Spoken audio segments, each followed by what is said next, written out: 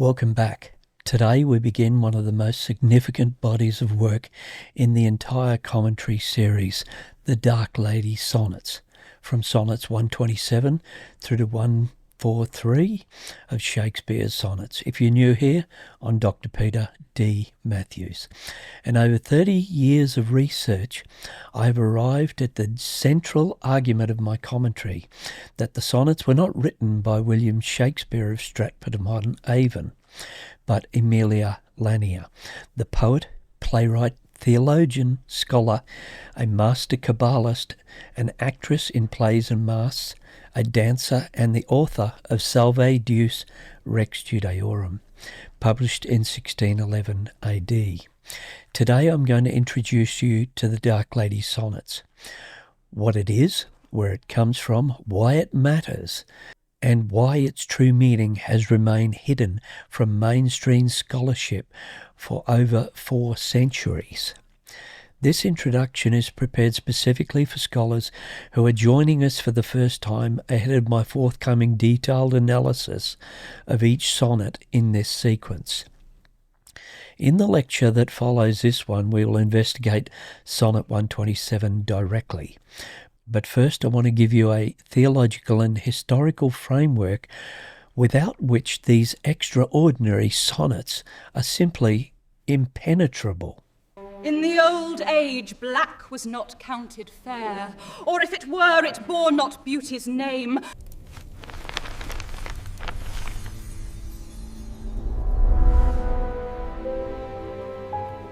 So let's look at the author, Emilia Lanier, born Emilia Bassano in 1569, who was the daughter of Battista Bassano, a Venetian scholar, playwright, court musician, and composer of the Lord Chamberlain's Men under Queen Elizabeth I, and one of the finest musical instrument makers in the world.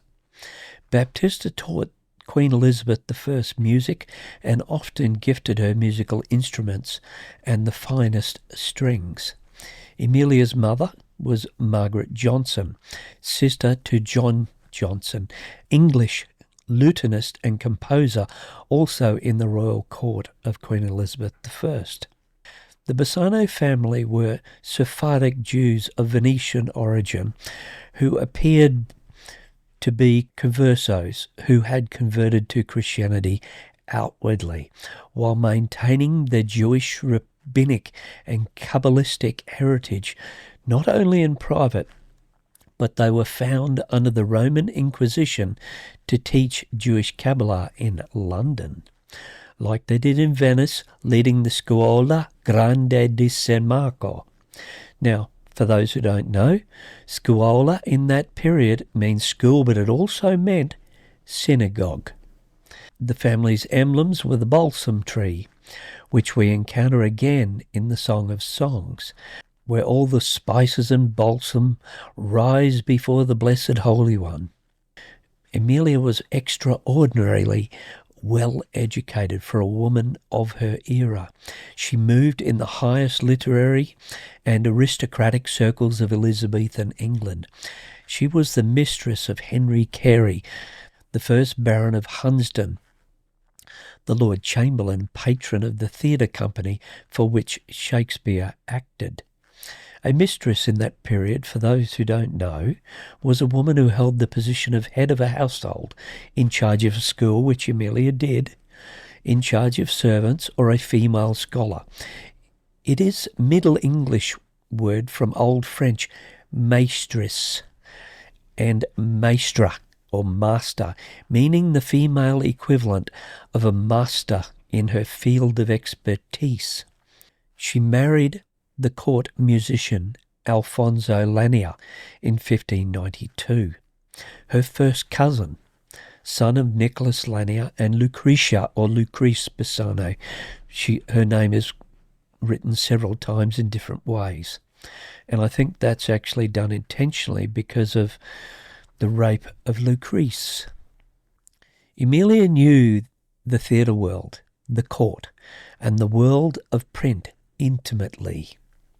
But above all, and this is what separates her irrevocably from William Shakespeare of Stratford, She possessed a profound command of Kabbalistic literature, including the Zohar of Mantua, written in Aramaic and Hebrew. Let me be direct on this point, because it is the crux of the authorship argument. The primary source documents for the sonnets, and especially the Dark Lady Sonnets, as I shall demonstrate in this series, are drawn from the Zohar of Mantua, specifically Parashat Teruma, sections 143a through to 176a, along with Zohar Adash, or New Zohar, sections 61d through to 74d, on the Song of Songs, composed in the first temple of Jerusalem under King Solomon. These source texts are written in Aramaic and Hebrew, which precludes William Shakespeare being the author. William Shakespeare of Stratford left no books in his will, whose daughters were illiterate, and who signed his own name with a mark quite often. Even right up to his death, he signed his name William Shakespeare. He couldn't even write Shakespeare. And frankly, he could not have read the source documents. Emilia Lanier, raised in a household steeped in the Sephardic Jewish tradition, could and did. The printing of the Zohar of Mantua, the original 1558 to 1560 edition, is the foundational Kabbalistic text upon which the entire series is built. It was supervised, the printing of it was supervised by Rabbi Isaac Bassano of the Mantuan synagogue. This is not coincidence, this is lineage. The Zohar reached Emilia Lanier through her own family's intellectual and spiritual heritage. The codes to unlock the sonnets are actually embedded in her own published works, Salve Deus Rex Judaeorum, or Hail God King of the Jews, a work that mainstream scholarship has never adequately explained because it had never been read through the eyes of Jewish Kabbalah. It comes from the very same source documents. Now I want to mention, because a couple of scholars have had to help me online about this, so I want to mention that I do not pronounce the Latin Salve Deus Rex Judaeorum intentionally, because most people find it too hard to pronounce. That is why I use the English version, Salve, or Salve, if you're American, Salve. In Australia, we call it Salve, or I Salve, depending on how it's in the context. That is why I use the English Salve Deus Rex Judaeorum for my Latin scholars. Now, the Mantuan 1558 to 60, Aramaic and Hebrew, and the proper title actually is Sefer HaZohar al-HaTorah, or the Book of Zohar on the Torah. It literally means radiance on the Torah, simplified as the Zohar. It's a concealed commentary on the Torah. It is the foundational text of Jewish Kabbalah, traditionally attributed to Rabbi Shimon bar Yochai of the 2nd century AD, although it's principally redacted by the 13th century Spanish Kabbalist Rabbi Moses de Leon. The Zohar is really a mystical commentary on the Torah, written in Aramaic with passages in Hebrew, and it operates on multiple simultaneous levels: the literal, the allegorical, the homiletical, and the hidden mystical meaning. It is this deepest level called the Sod, the secret, that Emilia encoded into every quatrain and couplet of the sonnets. The 15 to 5860 Mantua edition is of particular significance to this commentary. Mantua had one of the most distinguished Jewish communities in Renaissance Italy, aside from Venice, that is, celebrated for its scholars, its musicians, and its printers. It was from this community that the Bassano rabbinic family emerged. The supervision of the Zohar's printing by Rabbi Isaac Bassano of the Mantuan synagogue places the text directly within Emilia's family orbit, not as a distant or borrowed influence, but as a family inheritance. The specific sections that govern the Dark Lady Sonnets are Parashat Teruma, the Torah portion whose name means contribution or elevation offering, from folios to 143a to 176a, and Zaradash on the Song of Songs, which is sections 61d to 74d. Teruma concerns a construction of the Mishkan, the tabernacle, and the dwelling of Shekinah, the divine presence of God among Israel.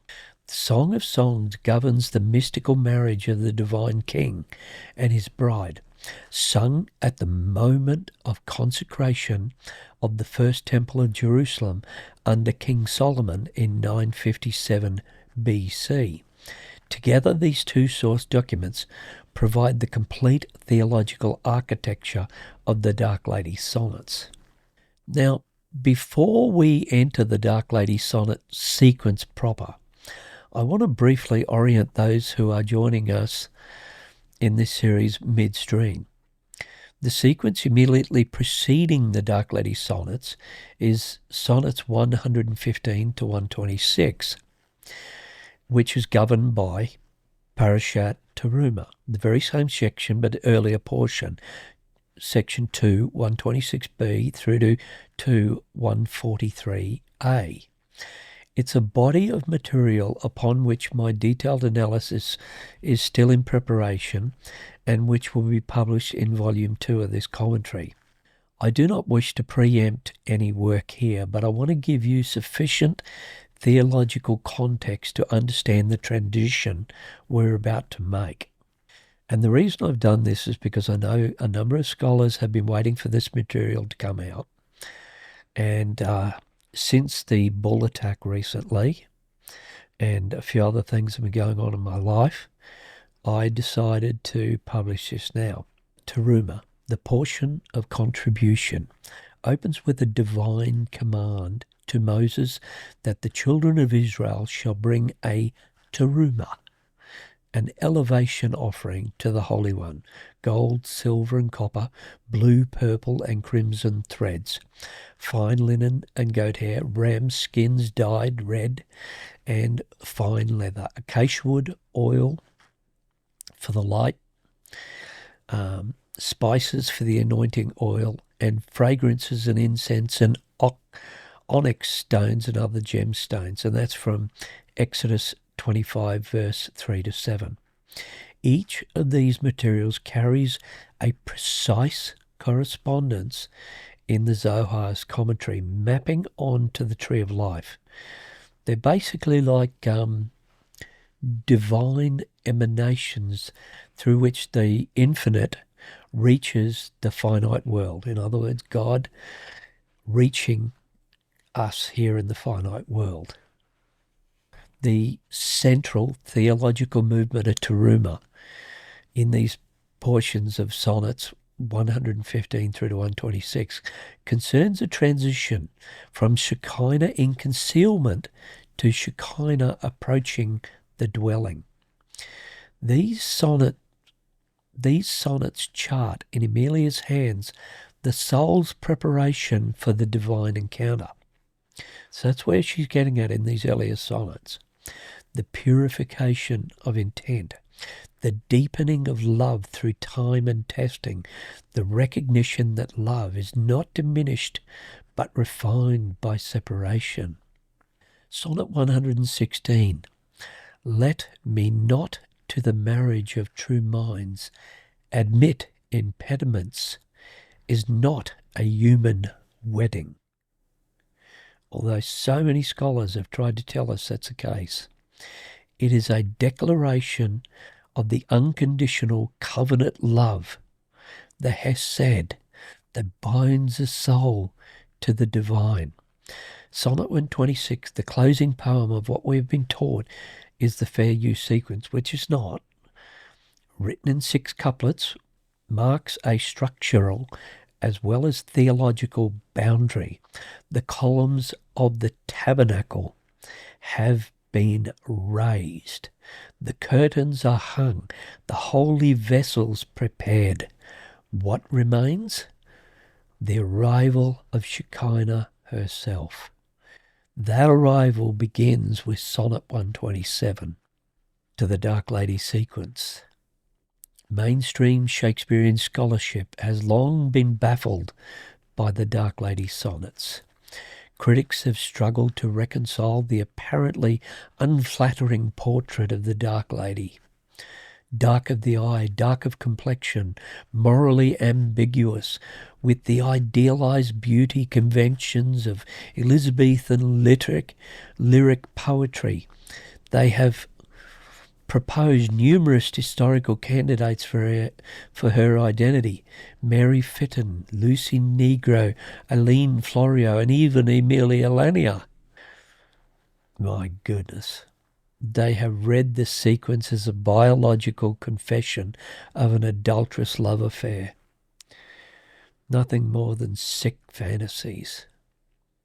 They have read it as a parody. They have read it as misogyny.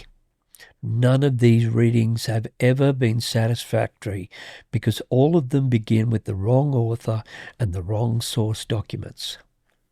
When we restore Emilia Lanier as the author and the Zohar as the primary source, the Dark Lady is immediately and unambiguously revealed.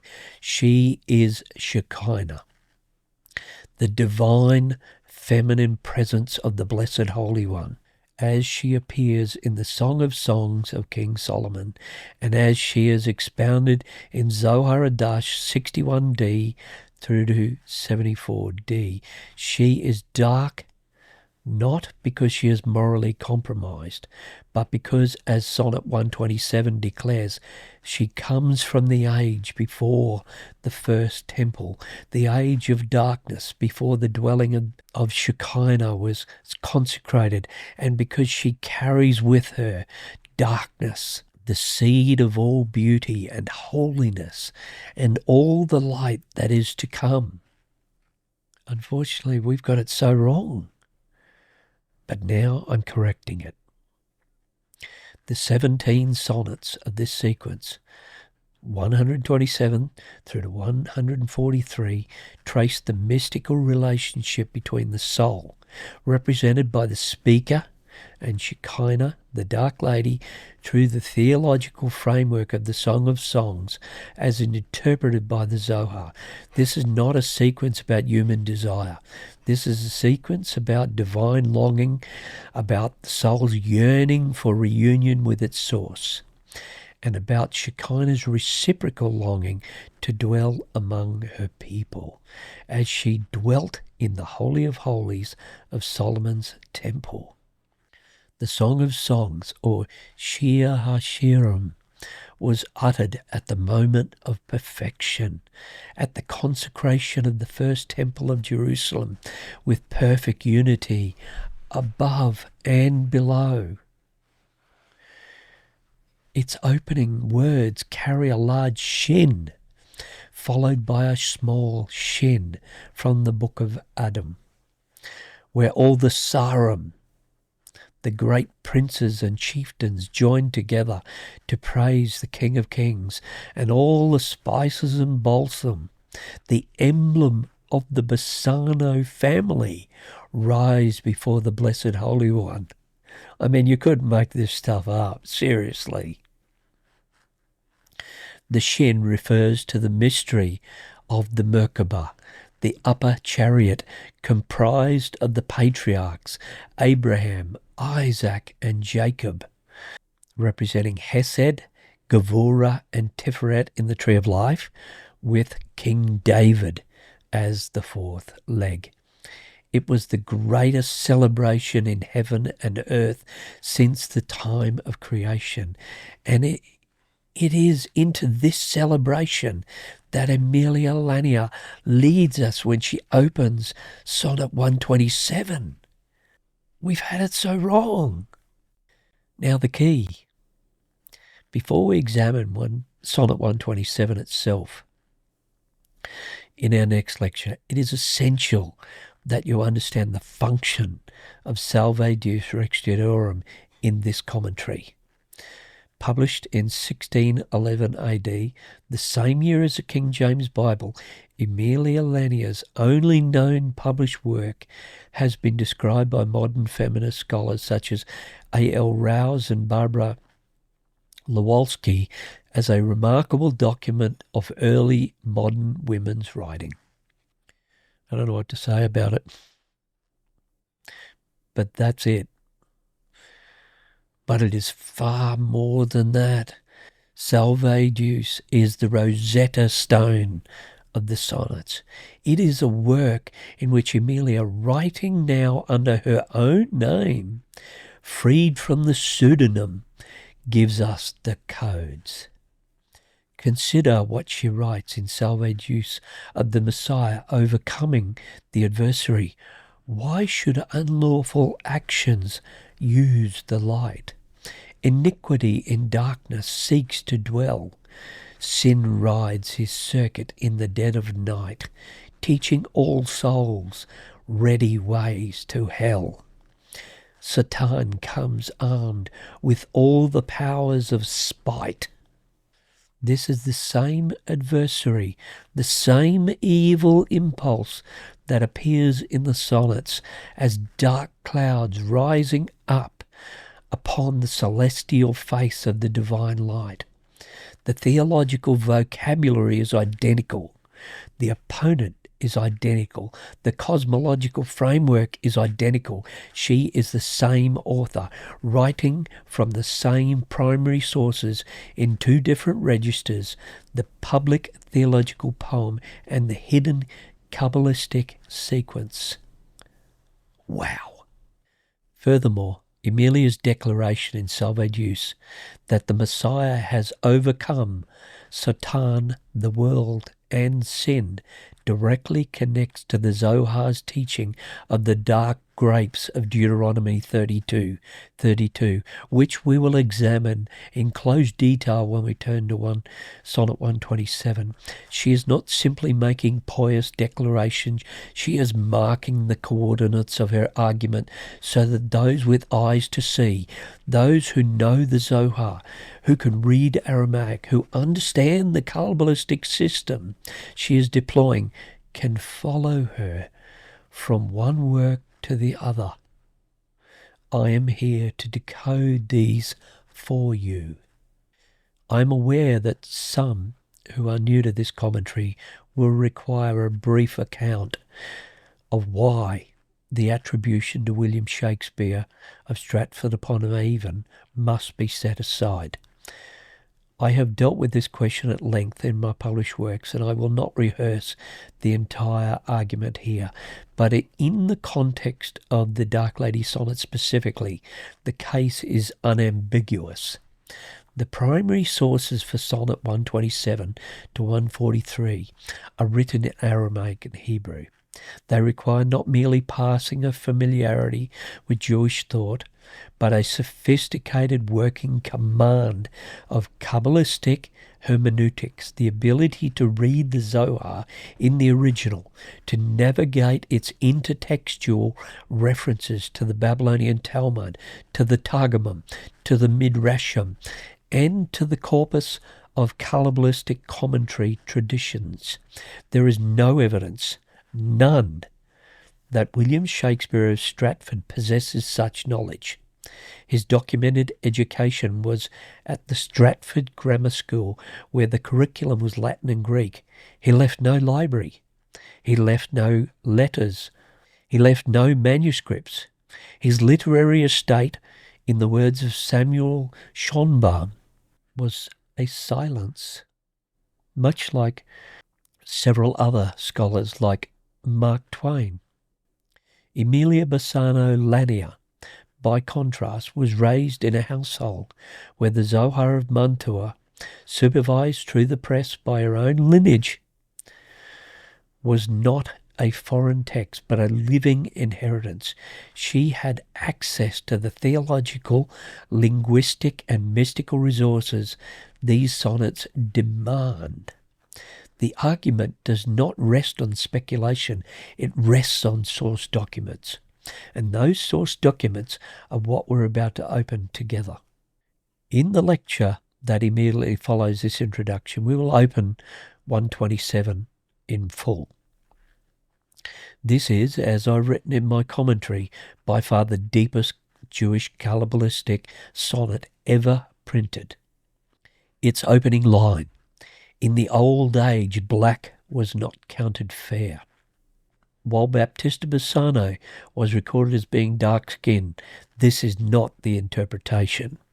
It takes us back to the time of creation itself and to the theological journey from primordial darkness to the consecration of the first temple of Jerusalem in 957 BC, where the house of David under King Solomon takes Israel from darkness to light and connects all with the cup of blessing from the Creator. We will examine the mystery of the dark grapes from the Zohar, Parashat Terumah, 144b, I think it is, the grapevine of Adam's transgression. And it connects to the Babylonian Talmud, Berakot, 56b. We will enter the cosmology of Shekinah's darkness and Shekinah's beauty. We will read Emilia's use of the French word faire, meaning to produce from oneself, the act of creation, and understand why it is not an English word in the conventional sense, but a theological term encoding the concealment of the primordial contraction. Tsism, I can never pronounce that, to be honest with you, through which the infinite contracted to make room for creation. And we will encounter, for the first time in this series, the full magnificence of the Song of Songs as uttered at the moment the first temple was consecrated, the song of the Messiah that will be sung again at the marriage supper of the Lamb. If you want a reference, Revelation 19 verses 7 to 8. If you can hear the depth of what's coming, and I believe you can, then you understand why the Dark Lady Sonnets have waited 400 years for this analysis. Scholars have been searching for a woman with dark hair. Even though Emilia had dark skin, dark hair, and dark eyes, what she gave the world was something immeasurably greater. That Shekinah of Israel, clothed in the mystery of the Song of Songs, hidden in plain sight within 17 of the most astonishing poems in the English language. Now let me draw these threads together before we move on to Sonnet 127. The Dark Lady Sonnets, Sonnets 127 through to 143, are not what 4 centuries of scholarship have imagined them to be. They are not a biographical account of an illicit love affair.